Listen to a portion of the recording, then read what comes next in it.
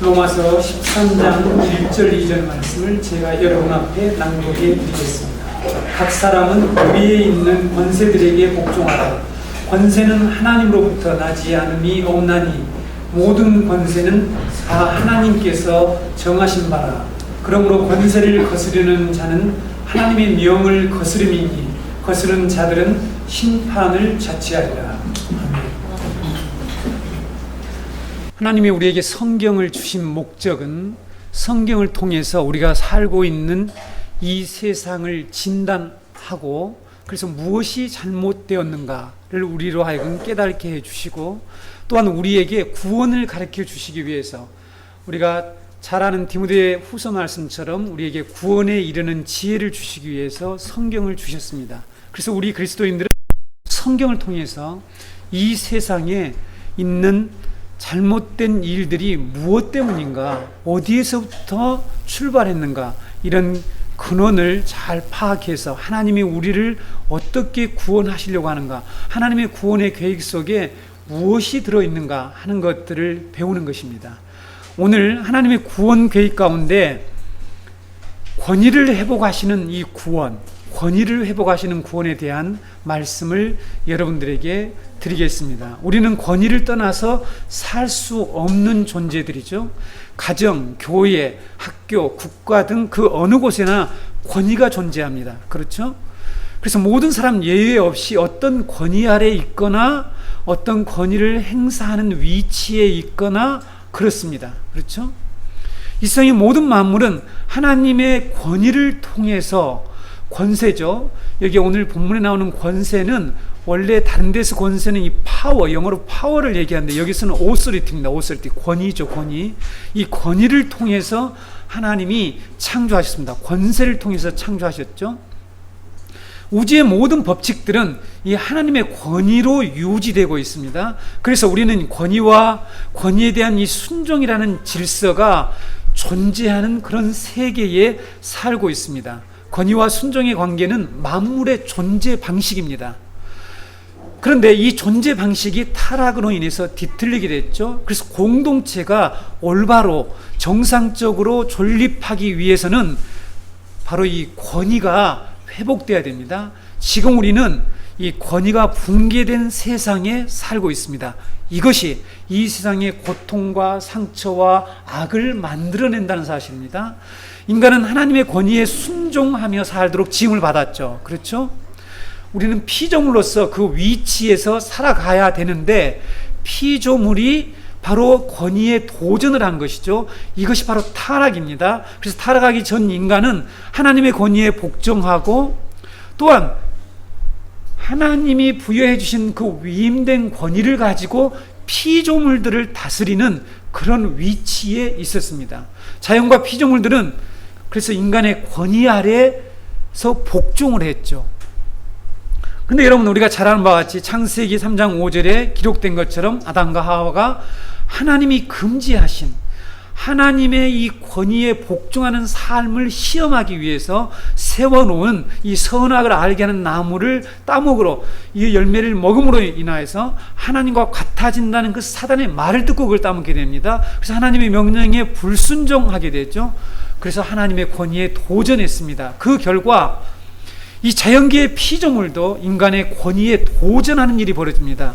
여러분 잘 들으셔야 합니다. 지금 우리 가운데는 자연재해가 일어나면 하나님에서 원망할 게 아니라 지금 무엇이 문제인가를 우리가 성경을 통해서 깨닫고 그런 일들이 우리에게 닥칠 수 있는데 닥쳐올 때에 우리가 하나님 앞에 그 권위 아래 복종하는 자세를 가졌는데 다시 고개를 들고 목을 굳게 해서 하나님의 권위에 도전하는 일을 해서는 안 됩니다. 근데 지금 이 하나님의 말씀을 모르는 이 세상 사람들이 바로 그렇게 하나님의 권위에 계속 도전하면서 살아가기 때문에 이 세상에는 여전히 상처와 고통과 악이 만연하고 있다는 사실입니다.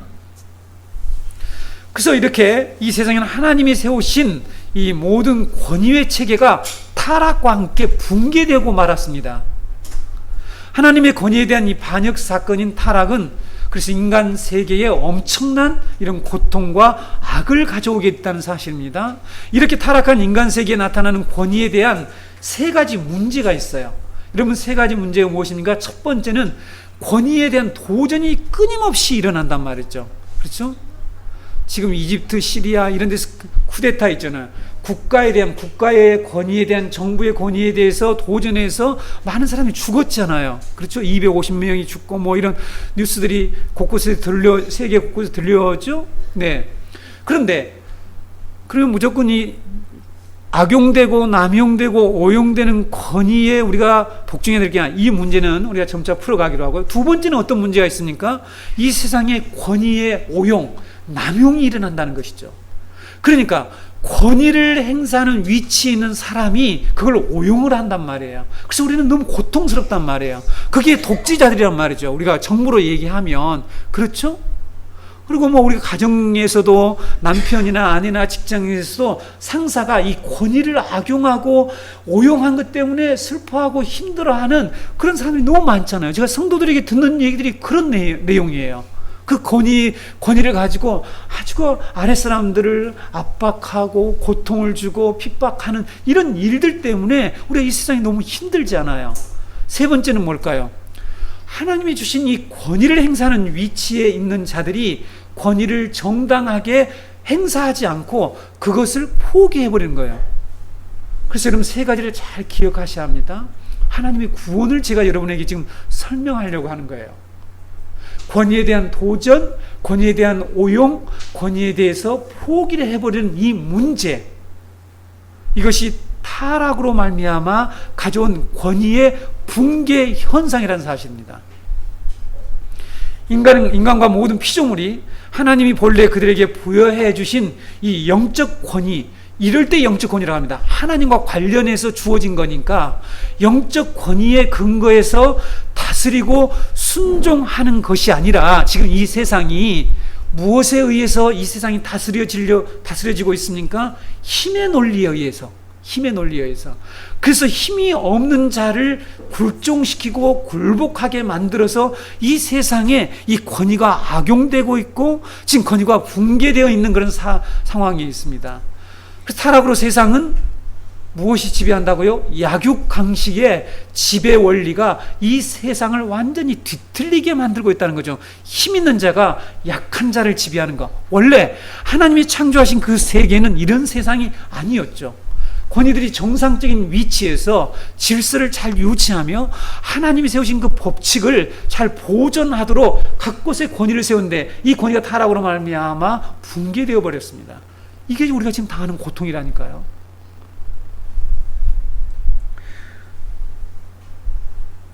실질적인 예를 드리죠. 우리 사회에 지금 전반에 전 세계적으로 마찬가지입니다. 권위의 상실과 붕괴 현상이 역력하게 드러나고 있습니다. 자식이 부모에 대해서 도전하는 일들이 있잖아요. 그렇죠? 순종을 잘 안 합니다. 저도 자식이 있어 본 적이 있으니까 과거에 얘기를 많이 해야 되겠죠. 부모의 말씀을 잘 안 들었던 학생들이 교사를 구타합니다.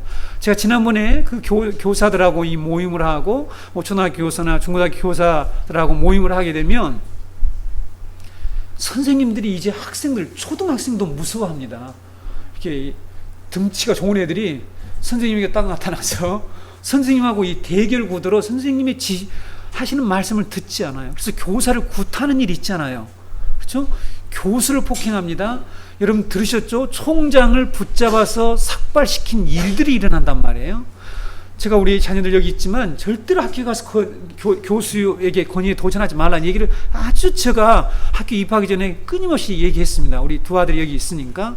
그 이유는 뭐냐면, 저는 이렇게 구원이 무엇인가, 하나님이 이 땅에서 복음을 통해서 하시려고 하는 일이 무엇인가를 적어도 알고 있잖아요. 그래서 그런 성경적인 관점에서 제가 그 얘기를 지금 가르친단 말이죠. 자, 부모가 자식에게 지금 이 꼼짝을 하지 못한 세상이 되었습니다. 물론 그렇지 않은 가정이 있지만 세계 곳곳에서 아까 말한 대로 쿠데타가 일어납니다. 그리고 정부가 지금 붕괴되고 있죠. 그래서 유혈 진압이 일어납니다. 이런 일들이 온 세상에서 여기에 뿌리, 이 속에 있는 근본적인 문제가 그냥 권위의 문제라는 사실입니다. 권위의 문제. 여러분, 이 시대에 우리가 살고 있는 지금 이 시대를 무슨 시대라고 얘기합니까? 포스트 모던 시대라고 해요. 그렇죠? 그래서 포스트 모더니즘이라고 하는 그 사조가 사람들의 사고 속에 깊이 뿌리가 내려져 있어요. 그래서 국가 지도자의 권위, 영적 지도자의 권위, 부모의 권위, 스승의 권위가 붕괴시키는데, 이 붕괴시키는데 더욱더 부채질을 하는데, 이 타락한 사상, 포스트 모더니즘은 권위를 인정하잖아요. 권위를 싫어해요. 절대 진리를 부정하는 이 사상이 포스트 모던 사상이란 말이에요. 근데 포스트 모던 시대에 영향을 받고 그런 문화 가운데 사는 이 현 시대의 사람들은 권위를 싫어해요. 그러니까 권위주의는 잘못됐지만 권위 자체도 부정하고 부인한 것은 하나님 앞에 도전하는 행위입니다. 하나님이 지금 구속 행위에 우리는 반기를 드는 행위라는 것을 우리 그리스도인들은 잘 알아야 합니다. 그래서 여러분, 오늘 본문을 보실까요? 본문 1절에 모든 권위는, 모든 오소리티입니다. 여기 S가 붙여, 이 뭐죠? 이 복수 형태가 나와 있잖아요. 그렇죠? 모든 권위들은 하나님으로부터 출처되었다, 나왔기 때문에 각 사람들은, 그러니까 그 권위에 있는 각 사람들, 부모의 권위에 있는 자녀, 선생님 권위에 있는 학생, 국가의 권위에 있는 백성, 영적 지도에 있는 성도, 이런 각 여러 가지 권위 아래에 있는 각 사람은 그 권위에 복종하라, 이렇게 말씀하고 있죠. 그래서 이 1절이 무슨 말씀을 하고 있습니까? 분명한 진리는 어떤 권위도 하나님과 관계없이, 하나님의 뜻과 관계없이 존재하지 않는다, 이렇게 지금 말씀을 하고 있단 말이죠. 우리는 여기서 모든 권세란 어떤 권세를 말하는지를, 여기 모든 권세가 나왔습니다. 이 세상에는 하나님이 세우신 7가지 권위체계가 있어요. 몇 가지요? 7가지입니다. 7가지. 이게 성경에 기록되어 있어요. 그래서 오늘 제가 1, 2절, 2절을 가지고 나왔지만 성경 전체에 관한 얘기를 시간이 되는 대로 여러분에게 말씀을 드릴 테니까 여러분이 다시 한번 하나님이 이루시려는 이 구원 중에 권위를 회복하는 거, 이게 가장 근원적이라니까요. 그래서 우리가 하나님의 권위까지, 권위의 원칙은 하나님께 도전하는 행위가 이 세상의 모든 권위 체계를 붕괴시켜버리고 말았습니다. 그것이 오늘 우리가 당하고 있는 아주 복잡한 문제로 나타나서 교육으로도 안 되고 경제로도 안 되고 어떤 것으로 안 돼요. 우리는 오직 다시 그 권위에 출처이신 하나님께로 돌아가서 그 하나님 권위에 복종을 해야만이 우리가 나머지 모든 붕괴된 이 권위를 회복할 수 있다는 것이 바로 성경이 우리에게 가르치는 말씀이에요. 복음이라는 사실입니다. 그래서 여러분, 우리 모두는 이 7가지 권위와 모두 연결되어 있어요.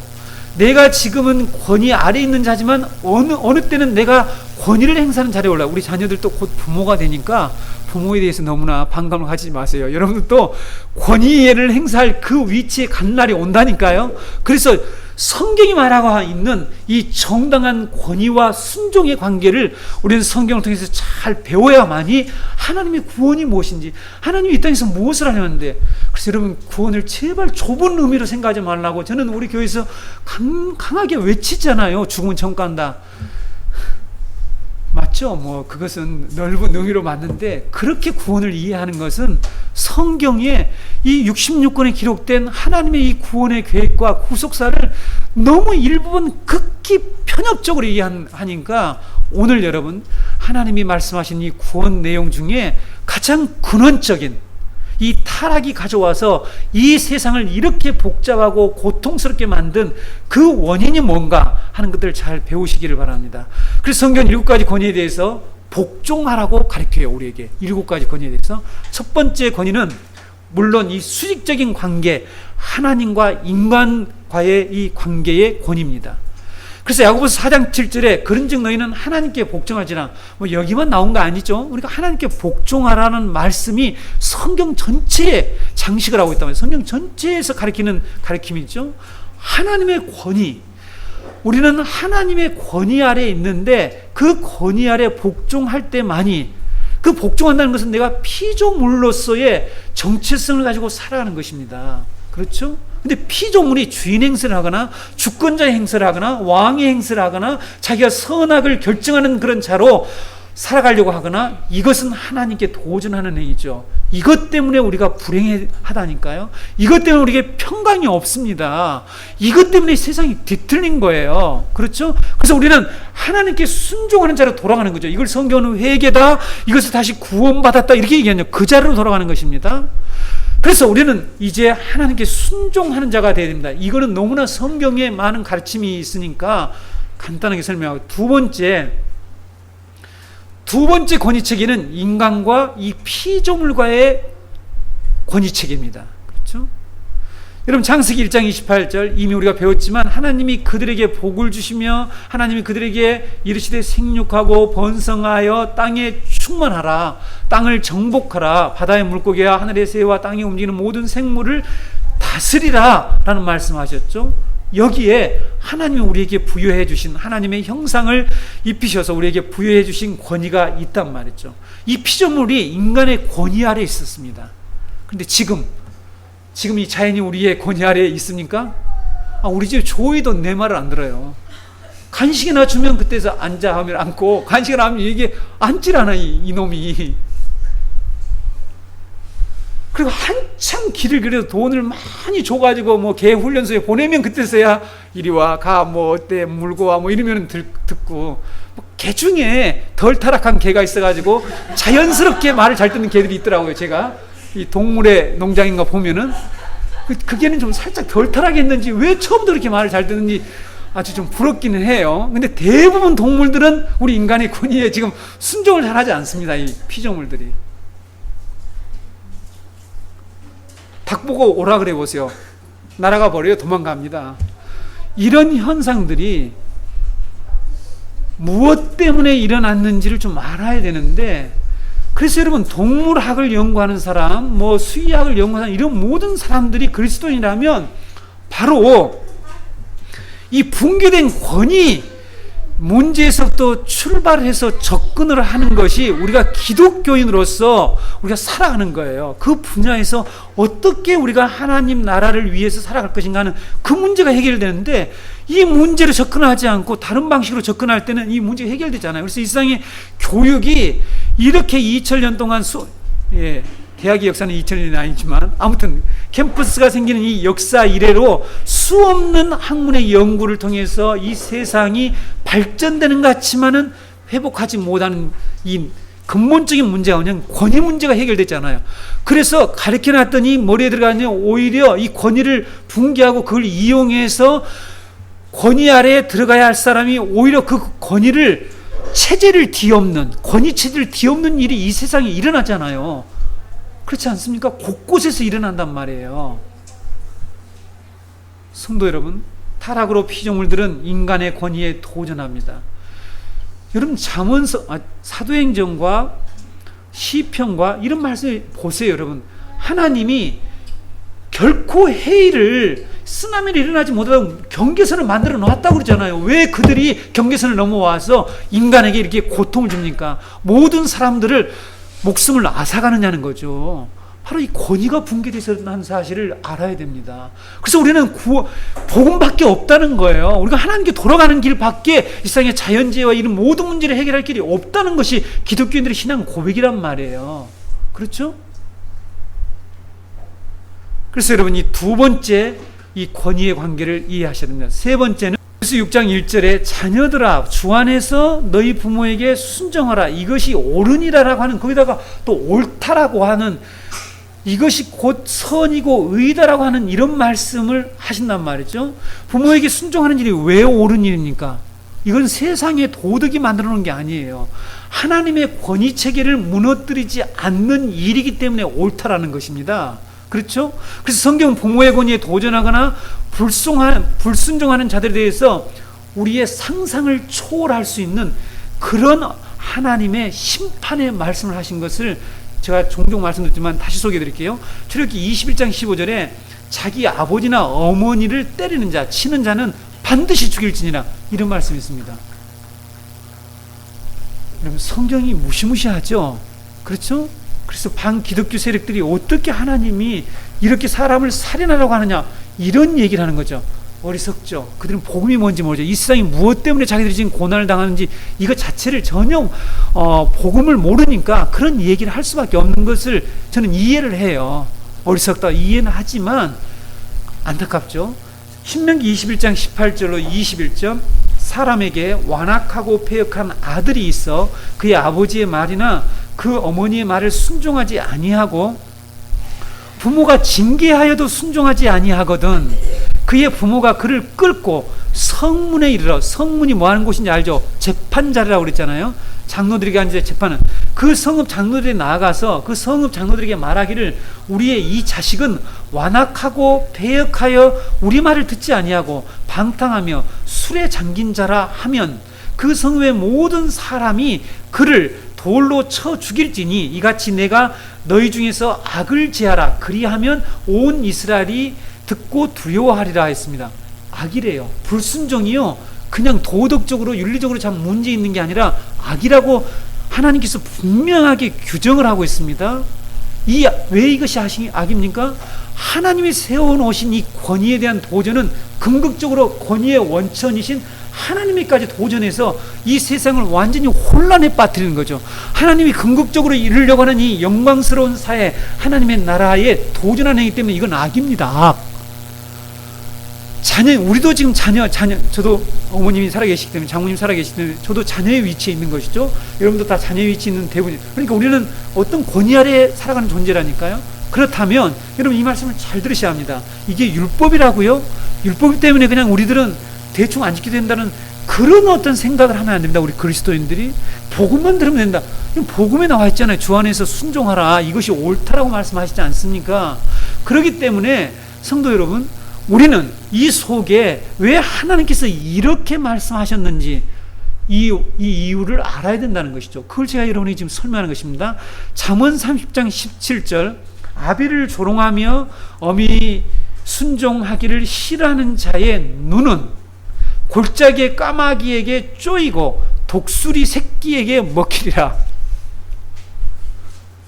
부모를 이렇게 조롱하고 비꼬고 비난하고 그러면서 부모를 비웃거나 이렇게 하는 것 여러분 바람직하지 않습니다.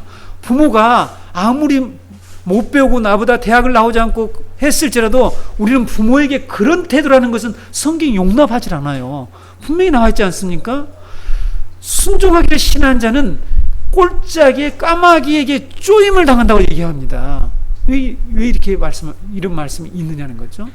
레위기 20장 9절에 만일 누구든지 자기의 아버지나 어머니를 저주하는 자는 반드시 죽일지니 그가 자기 아버지나 어머니를 저주하였은지 그의 피가 자기에게로 돌아간다. 이렇게 말씀하고 있습니다. 이처럼 여러분 하나님은 부모의 권위에 도전한 자를 엄격하게 심판하시겠다라고 말씀하고 있죠. 부모의 권위를 철저하게 하나님이 보호해 주시고 있습니다. 부모와 자식 간의 권위가 붕괴될 때 가장 중요한 사회와 이 국가의 공동체의 기초가 붕괴되는 것이죠. 그렇죠 여러분? 여러분 모든 문제가 어디서 출발합니까? 이 사회에 가정에서 출발해요. 사실은 가정이라고 하는 가장 국가와 사회와 이 교회의 공동체를 이루고 있는 이 기초 단위인 가정에서 모든 문제가 출발합니다. 그래서 가정의 권위가 붕괴되는 것은 그 다음에 모든 권위 체계가 연달아서 연속적으로 붕괴를 가져올 수밖에 없는 도미노 현상이 일어난다는 사실을 아시죠? 이걸 넘어뜨리면 계속해서 넘어진다는 사실입니다. 그래서 하나님이 이렇게 철저하게 말씀하시는 것을 과연 몇 명의 하나님의 백성 성도들이 알고 있느냐는 것이죠. 그래서 여러분 우리 부모님들은 철저하게 하나님이 위임해 주신 이 부모의 권위를 정당하게 사용하셔야 합니다. 제가 오늘날 가정들이 일어나는 일들 중에서 마음이 아픈 게 있어요. 부모가 자녀를 잘되게 하기 위해서 이 행동을 했는데 자녀들이 그걸 수행하지 못하고 부모님이 나한테 이렇게 해서 내가 이렇게 삐뚤어졌다고 해서 탓을 부모에게 돌리는 이런 일들이 벌어진단 말이죠. 근데 부모가 역으로 그러한 행동을 자책감을 가지고 죄책감을 가지고 있는 이런 일이 이게 바로 그 권위의 포기예요. 잘 들으셔야 합니다 여러분. 이런 일들이 지금 성도들의 가정에서 일어나는 거죠. 여러분 이 성경의 진리를 잘 배우셔야 합니다. 내가 너희들을 올바로 키우기 위한 정당 권위 행사를 한 거죠. 하나님 앞에서 했다라면 자책감을 가지거나 자녀들이 가서 내가 잘못했다 이렇게 얘기하는 것은요, 잘못된 방식이에요. 이런 일을 해서는 안 됩니다. 내가 너희들을 바르게 키우려고 했는데 물론 인간이 연약해서 실수한 부분이 있죠. 그러나 우리가 본래 그들에게 어떤 의도로 했는가 그들에게 정당히 얘기를 해 주어야 합니다. 그리고 책임을 전가하도록 해서는 안 돼요. 이거는 타락의 증거예요. 너는 그러면 내가 그 얘기를 했을 때 하지 않는 이유가 뭐냐 하는 것들을 정당하게 물어서 교정을 시켜줘야 됩니다.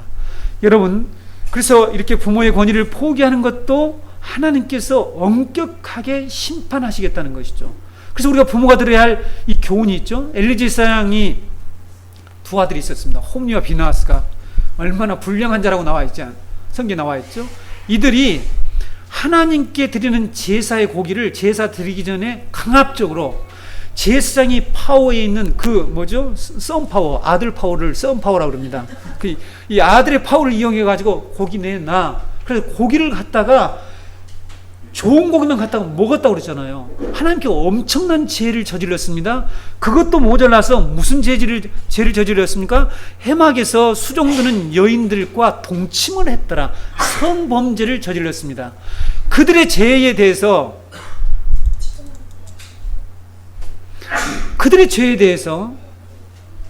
엘리 제사장이 어떻게 했냐면 말로 타일렀어요.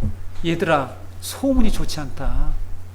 사람들이 소문이 들리는데 좋지 않으니까 그렇게 하지 말라 했는데 엘리의 아들들은 아버지의 말에 순종을 하지 않았습니다. 다 같이 한번 읽어보실까요? 사무엘상 2장 22절부터 25절입니다.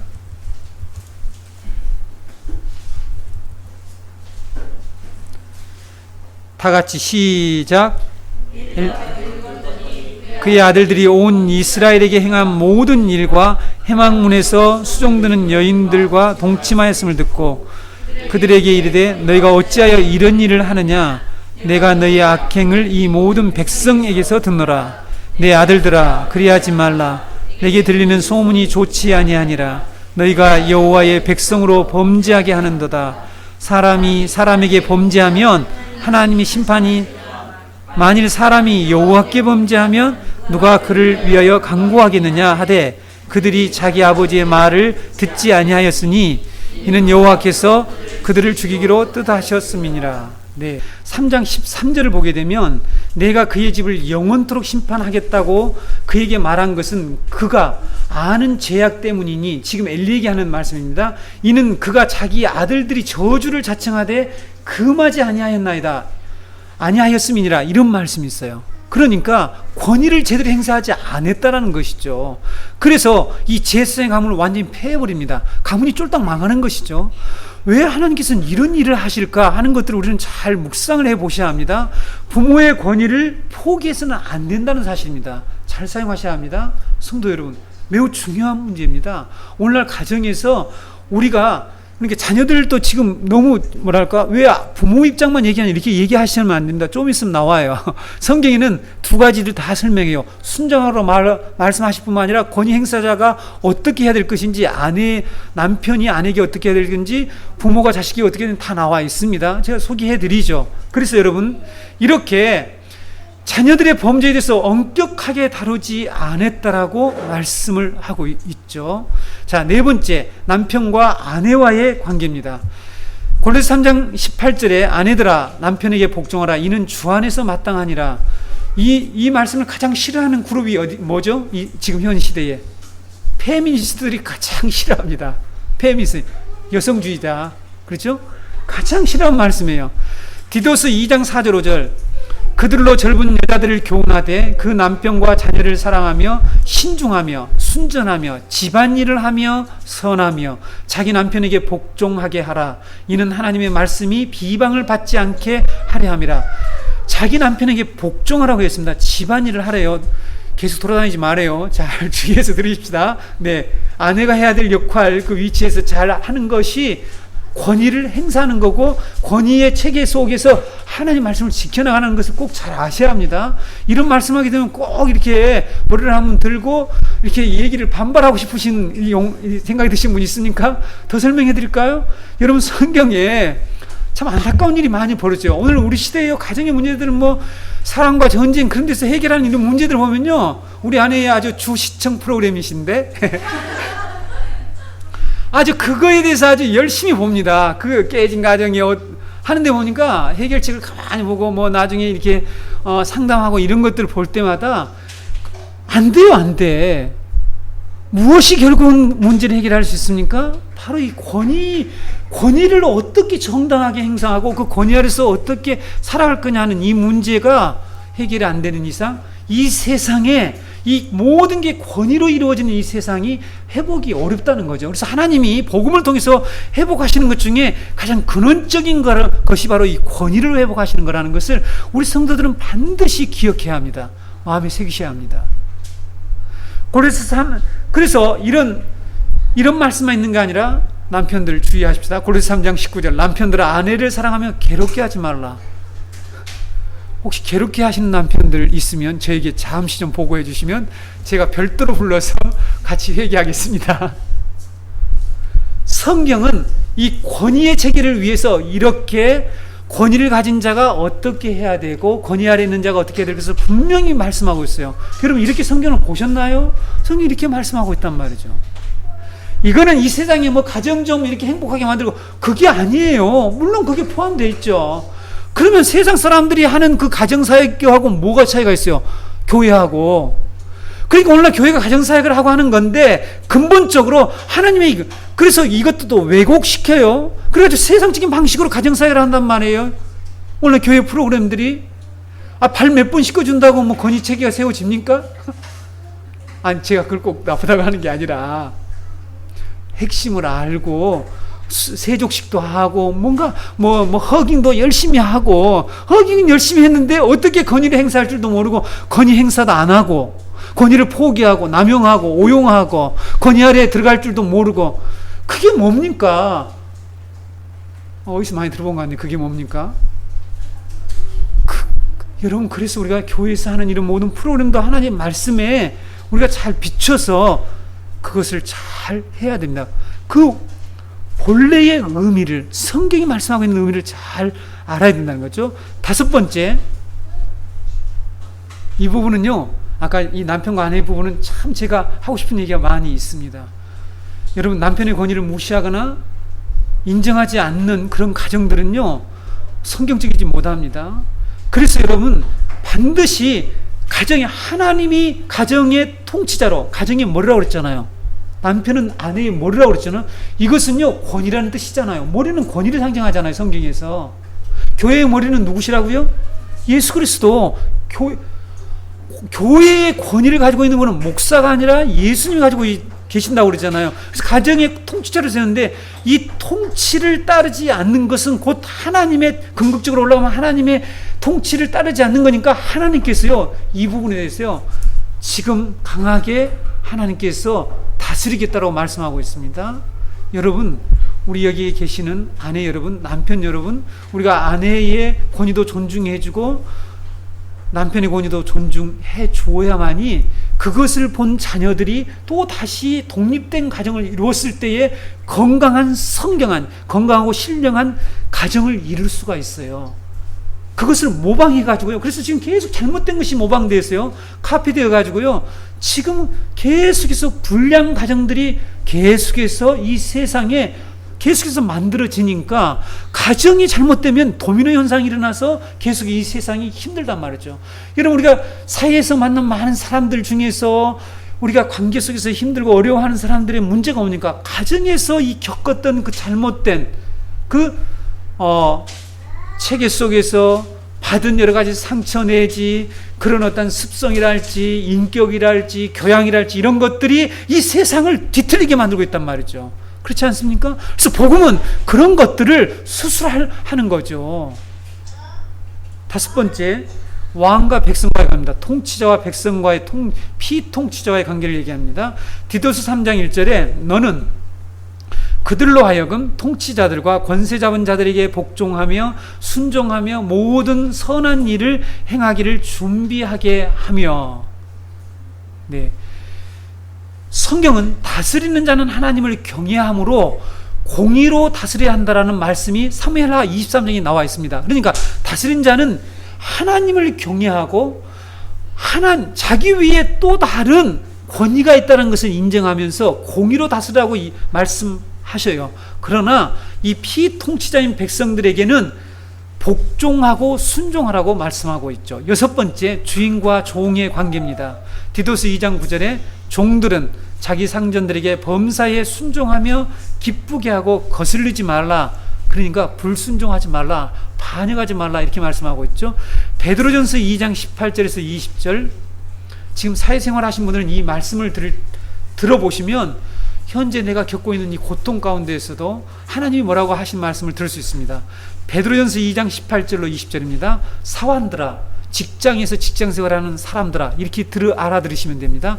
범사에 두려움으로 주인들에게 순종하되, 회사에 가면 분명히 그 주인이 있잖아요. 사장이 있단 말이죠.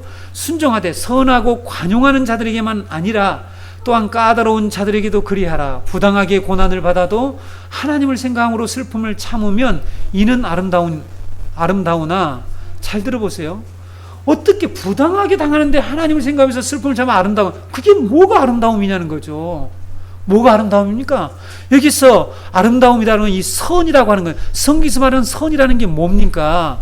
보시기에 선하더라.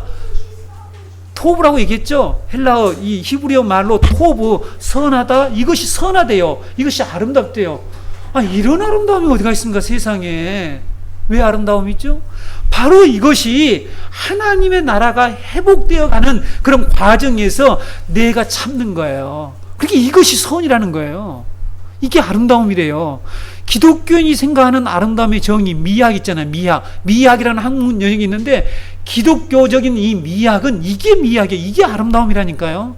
세상이 말하는 자기 정욕적이고 만족적인, 이기적이고 자기중심적인 그런 아름다움, 이것이 아니라요. 이게 어떻게 자기에게 해당되겠어요? 이건 자기 중심적이지 아니지 않습니까? 까다로운데 진짜 뒤통수를 하나 탁 때려놨으면 속이 시원한 그 상사인데, 하나님을 생각함으로 그 슬픔, 진짜 나도 높아져야지, 내가 사장이 되어 쟤들을 가만두지 않아야지, 이런 마음 갖지 말고 오히려 슬퍼하는 마음을 가지고 있으면 아름답대요. 제가요, 큐티할 때 가장 힘든 말씀이 이 말씀이라는 거죠. 오늘 회사를 딱 갔는데, 제가 예전에 말씀드렸잖아요. 이 부장이 결제판을 들고 왔는데 사정없이 던지면서 이것을 나에게 결제 맡으라고 해왔냐 이러면서 아주 까다롭게 군데, 오늘 이 말씀을 묵상했으면 어떻게 해요, 박기현 집사님? 네? 그게 어제 일어났는데 오늘 아침에 이 말씀이 있어요. 지금 감정이 아직도 풀리지도 않았는데, 그래서 저거 언제 내가 한번 반드시 복수하지, 이런 마음이 지금 생길까 말까 하는데 이 말씀이 오늘 묵상했다고 합시다. 여러분, 이런 복음의 전체적인 진리, 하나님의 구속의 진리를 모르면 이 말씀은 우리의 감정으로 수용도 안 되고 안 돼요. 실천이 어렵습니다.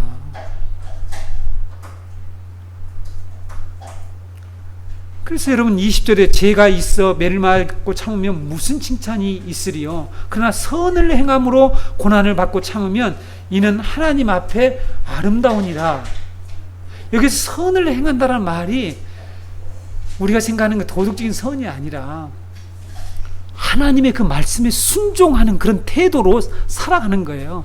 그게 진짜 아름다움이래요. 근데 여러분, 종들에게 순종만 가르치지 않습니다. 상전들에게도 얘기합니다. 에베소 6장 9절에 상전들아, 너희도 그들에게 이와 같이 하고 위협을 그치라. 협박하지 말래요.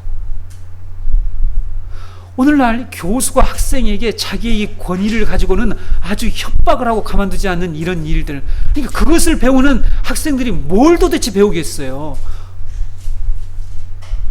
그러니까 오늘 이런 권위를 가지고 있는 사람들, 목사가 교회 와서 자기보다 연세 많은 사람에게 김 집사 이리 와봐 이러면서 아주 반말 탁탁 하면서 그게 막 권인 줄 알고 그게 영빨이 엄청나게 좋은 걸 줄 알고 또 그것에 또 순종하는 또 아주 그 은혜로운 좀 이렇게 성도들이 또 있잖아요. 그게 막 너무 우리 목사님은 워낙 권위가 있으신 분이니까 나에게 그렇게 반말해도 괜찮다.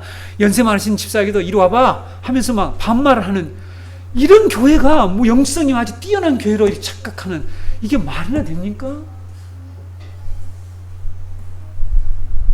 위협을 그치라. 이는 그들과 너희의 상전이 하늘에 계시고 그에게는 사람을 외모로 취하는 일이 없는 줄을 너희가 알미라.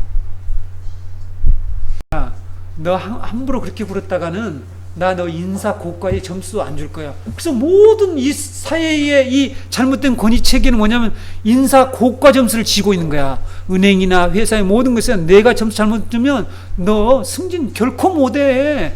공무원 사회도 이것이 뭡니까? 이게 위협이에요. 이게 협박이라는 겁니다. 근데 우리 크리스찬들이 그걸 가지고 정당하게 그리고 자기한테서 이렇게 잘 비비고 선물 갖다 주고 이런 사람들에게는 승진시켜 인사 고과 점수는 이게 크리스찬입니까?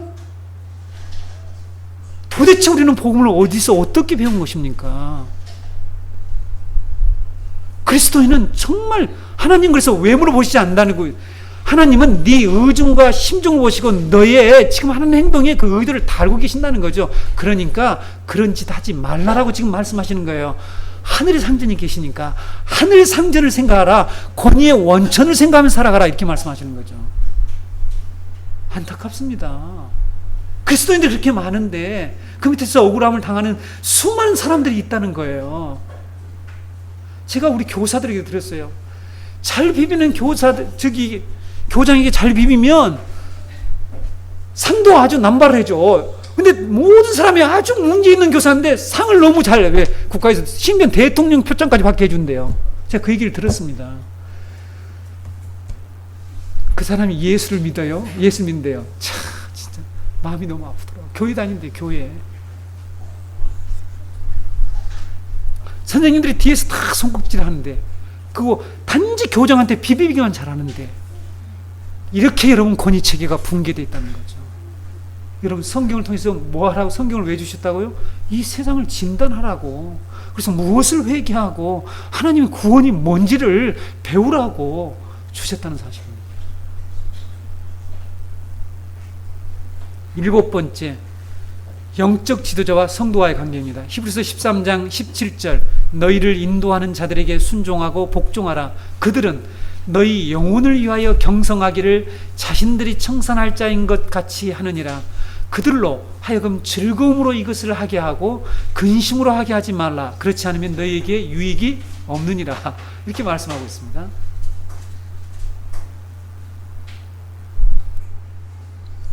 성도들만 영적 지도자들에게 복종하라고 가르치지 않습니다. 베드로전서 5장 3절에 맡은 자들에게 주장하는 자세를 하지 말고 양무리의 본이 되라. 이렇게 말씀하고 있습니다. 성경은 여러분 이렇게 7가지의 권위의 관계를 우리에게 말씀하고 있습니다. 7가지 권위가 오늘 본문에 나온 하나님이 세운 모든 권세는 하나님께서 정하셨으니 라는 이 말씀에 해당되니까요. 여러분 지금부터 모든 권세는 뭔지 7가지를 정확히 기억하셔야 합니다. 우리는 7가지 권위체계 속에 서 있잖아요. 교회에 오면 영적 지도자의 관계 속에서, 직장에 가면 상사와, 집에 가면 부모와, 이 국가의 우리의 이 위정자들과 이런 관계 속에서 우리가 남편과 아내 이런 관계 속에서 우리가 살아갑니다. 그래서 여러분 성경은 이렇게 권위에 복종하라고 우리에게 가르치고 있습니다. 물론 우리에게는 부당한 권위가 너무너무 많아요. 그렇죠? 그래도 우리는 있어야 됩니까? 우리는 참아야 합니까? 이런 질문을 저도 분명히 여러분들 중에 하실 수도 있고요. 저도 들었습니다. 이래도 목사님 이걸 참아야 됩니까? 여러분 이 로마서가 언제 기록된 줄 아세요? 로마서 오늘 이 말씀이 엄청난 핍박이 있는 시대에 기록된 말씀 아닙니까? 그때의 노예들이 당하는 그들에게 상전에게 해라. 노예의 삶은 우리들의 인권하고는 우리들 또 뭐 인권 얘기하는데 여러분 상대가 되지 않잖아요. 근데 그들에게 참아라. 까다롭고 아주 못되게 구는 그런 주인에게도 참고 슬픔으로 참고 있으면 그게 아름다움이다. 이 말씀을 들으면요 얼마나 반감이 생겼겠어요. 근데 왜 성경이 이렇게 가르칠까요? 왜 우리의 이 감정을 이렇게 더 상하게 만들까요? 구원이 뭔가를 가르쳐준단 말이죠. 구원이.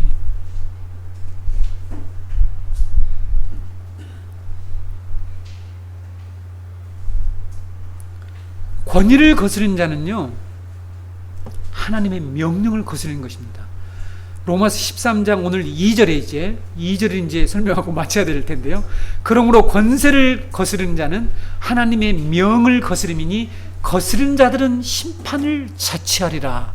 아까 우리 심판하신 내용이 나왔죠. 특별히 이 부모와 자식과의 관계에서 심판이 어마어마하잖아요. 정말 무섭잖아요. 그렇죠. 왜 무서운지 말씀드렸죠. 그것은 하나님이 구원을 하셔서 다시 세우려는 하나님의 왕국을 이게 쿠데타를 일으키는 아주 근본적인 문제이기 때문에 하나님 그것은요 반드시 죽여라 이렇게 하는 거죠. 그래서 여러분 오늘 제가 지금 시간 타락해서 죄송한데 성경에 나타난 이 하나님의 이 권위에 도전하는 것을 심판하는 사건들을 아주 간략하게 말씀드릴게요. 모세의 그 누이 미리암과 아론이 어떤 일을 한 줄 아십니까? 성경은 읽지 않겠습니다. 민수기 12장인데 구스가 어디입니까? 이디오피아예요.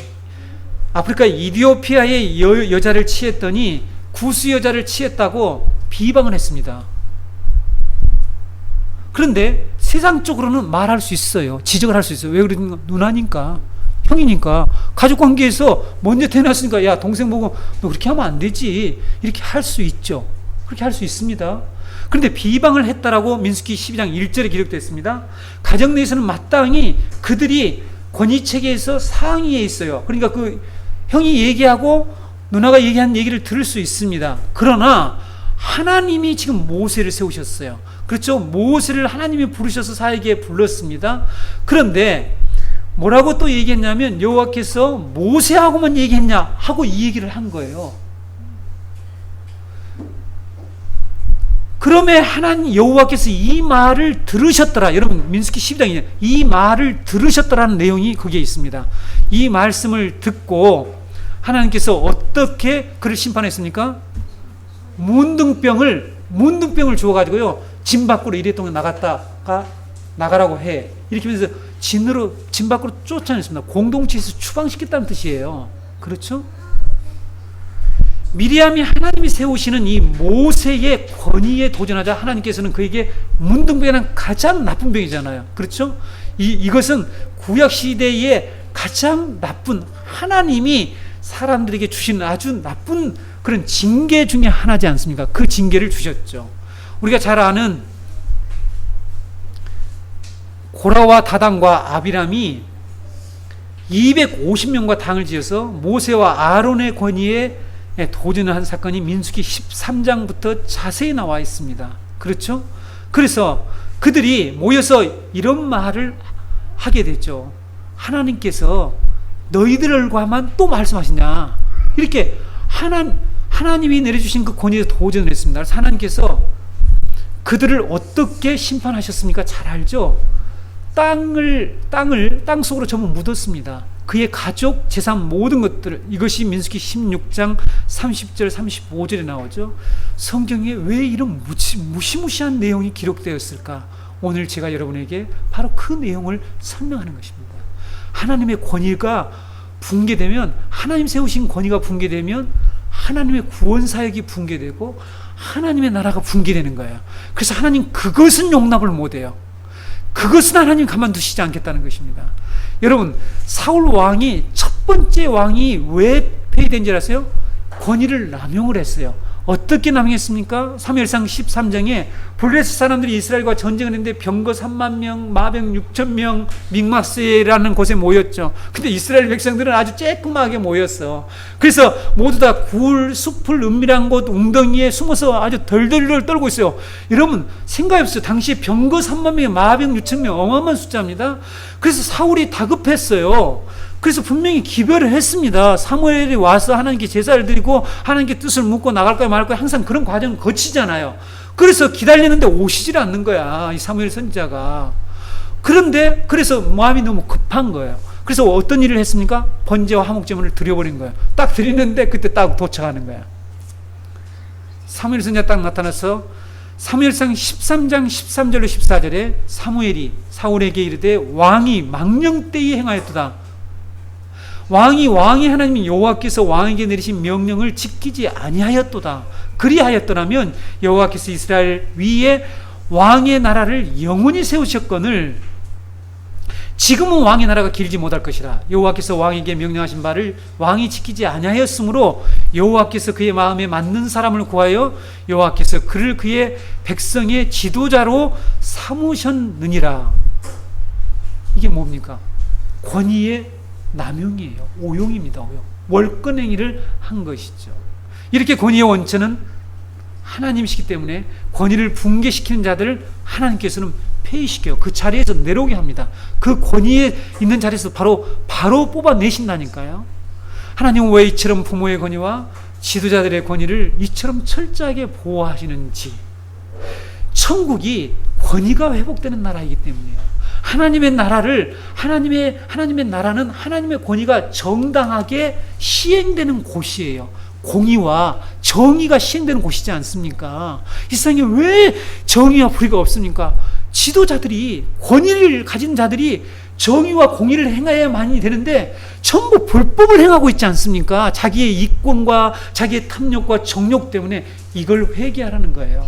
그리스도인들 여러분들은 반드시 이걸 회개해야 되는데 회개를 하지 않아요. 그렇죠? 그리고 그 권위가 더 이 세상에서 막강한 권위를 행사하는 곳에 올라가는 것을 축복으로 생각하면서 그것을 복으로 생각하면서 오히려 그것을 남용하고 오용하는 것은요, 저주입니다. 저주. 높이 올라가서 제대로 된 권위를 생각하면 그것은 심판거리고 저주라는 것을 왜 모릅니까? 왜 그것을 복이라고 정의하냐는 거죠. 엄청난 책임이 부여되었는데. 그래서 그리스도인들이 도대체 성경을 알고 있는 건지 그렇게 오래 다니면서, 물론 처음 있는 분들은 이런 복음의 진리를 모를 수 있지만, 성도 여러분, 권위가 무너지면 질서가 파괴가 됩니다. 하나님의 창조 질서가 파괴돼요. 가정과 직장, 사회와 국가는 그 다음에 고통과 악이 거기서 발생해요. 거기에서 고통과 악이 이렇게 움트기 시작을 해요. 이것이 우리에게 영향을 미쳐요. 그래서 우리 그리스도인들은 권위를 세우는 일로 하나님이 부르셨고 구원하셨다는 사실을 꼭 기억하셔야 합니다. 부모는 자녀에게 정당한 권위를 행사하셔야 됩니다. 잘못된 것은 엄격하게 잘못됐다고 얘기를 하셔야 됩니다. 아셨죠? 사랑에는 징계가 따른다고. 징계 없는 사랑은 사랑이 아니라고 얘기했잖아요. 그렇죠? 사도 바울이 얘기했지 않습니까? 징계를 하셔야 합니다. 저도요, 회개를 많이 합니다. 제가 교회의 영적 지도자로 제 징계를 하진 않았습니다. 근데 정교회 성도 여러분, 너무 이렇게 움츠리지 마시고 앞으로 제가 엄격한 영적 지도자로서 권위를 행사를 하려고 합니다. 이건 여러분에게 뭐 이렇게 위협하는 게 아니라, 제가 과거에 목회를 하면서 그냥 내가 참아야지, 그냥 해야지 깨닫고 돌아오겠지 했더니 이것은 아니다는, 제가 이 말씀을요 연구하면서 나의 잘못이 여기에 있었구나, 그래서 공동체가 그렇게 된 거구나, 이것은 나의 탓이구나 하는 걸 깨달았습니다. 여러분들 마찬가지입니다. 여러분의 가정과 직장에서 여러분들이 행사해야 될 그 권위를 성경적으로 분명히 정리하시고 정당하게 공의와 정의를 행사하시기 바랍니다. 성도 여러분, 말씀을 마치겠습니다. 하나님은 교회를 통해서 이 세상의 자신의 권위를 나타내시고 드러내셨죠. 복음을 통해서 세상의 권위를 세우시고요, 세우시려고 교회를 세웠습니다. 회복하셔서 다시 하나님의 권위가 회복되는 하나님의 나라를 건설하는 일을 하도록 교회를 세우시고 우리를 부르셨습니다. 아내 여러분, 남편의 권위에 복종하십시오. 남편 여러분, 아내를 사랑하시고 괴롭게 하지 말라라는 이 말씀을 우리가 실천합시다. 자녀 여러분, 우리 자녀 여러분, 부모의 권위에 복종하셔야 됩니다. 부모의 권위에서 도전하는 것은 하나님의 복을 차는 결과를, 에베소에 나와 있잖아요. 그렇죠? 하나님의 복을 차는 결과를 초래한다는 걸 꼭 기억하십시오. 부모의 권위에 순종하는, 모든 권위에 하나님이 주신 이 모든 권위 체계를 제대로 우리가 따르는 우리 공동체와 성도들이 되시기를 바랍니다. 기도하시겠습니다.